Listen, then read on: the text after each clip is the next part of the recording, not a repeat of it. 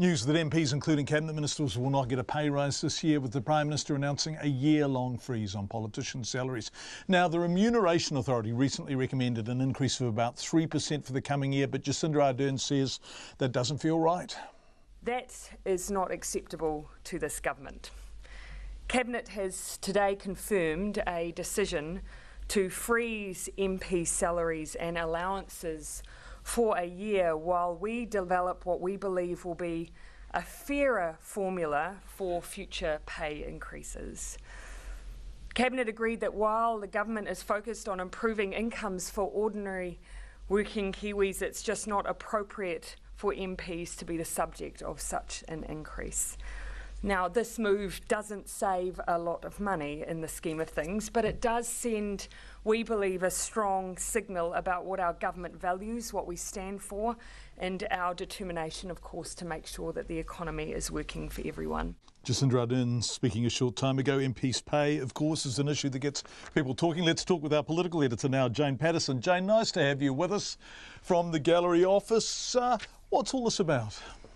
So what this is about is the constant wrestle that MPs have had, not just this year and not this government, but in past governments as well. We have the Remuneration Authority, that's an independent body, independent of Parliament, and it sets the rates that MPs should get and pay increases every year. And this is the base salary, but also for all of their expenses and for superannuation as well. So the battle that they've had in past years is when it's not a great environment, and that would include National Party going through the global financial crisis, and now a Labour Party and a Green and the coalition government having campaigned on income inequality and the divide between the rich and the poor. So MPs get these determinations setting out increases. They have tried to push back in the past. In fact, John Campbell changed the rules in 2015 to try to bring those rates down.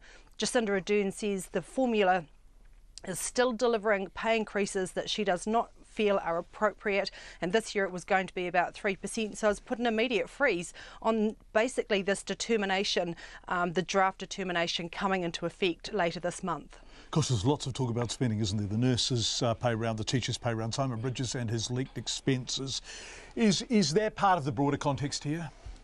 So firstly, we'll take Simon Bridges' spending controversy. So of course last week we covered not just the leak of that information, but the amount that the opposition leader spent on travel and accommodation, mainly Crown limos. So we asked the Prime Minister, when did Cabinet Ministers start to think about this freeze? So we wanted to know whether it was in the context of the Simon Bridges story and a reaction to that. She said no, that they had got the draft determination from the authority a few weeks ago and had already started discussions about how to deal with it well before Simon Bridges.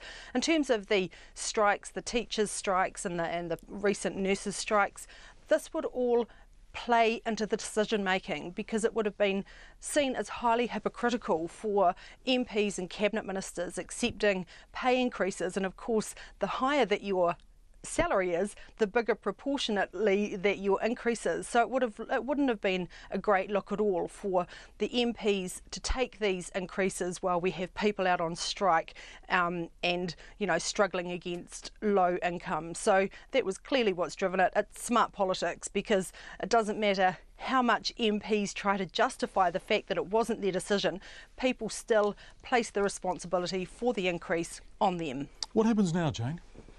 So when the House comes back, so we've got 2 weeks of recess, there'll be urgent legislation passed to basically nullify or freeze this determination. Then the Minister for Workplace Relations, Annelise Galloway, is going to look at a formula that's going to come back with a better result in terms of increase of pay that might match other factors better. And we don't know exactly what that's going to be. There was talk this afternoon about the inflation rate, or whether you look at the wider pay increases across the board. So in 2015, the national government tied MPs' increases to public sector wage increases. So one thing could be to put it out across all pay increase in the public and private sector. That may smooth it out, but we're not sure exactly what that's going to look like. That will be up to Minister Annelise Galloway to sort out and come back with some new legislation for the authority. Jane Patterson, our political editor, with the news that the Prime Minister announced just after 4 o'clock. Thanks so much, Jane. We appreciate it.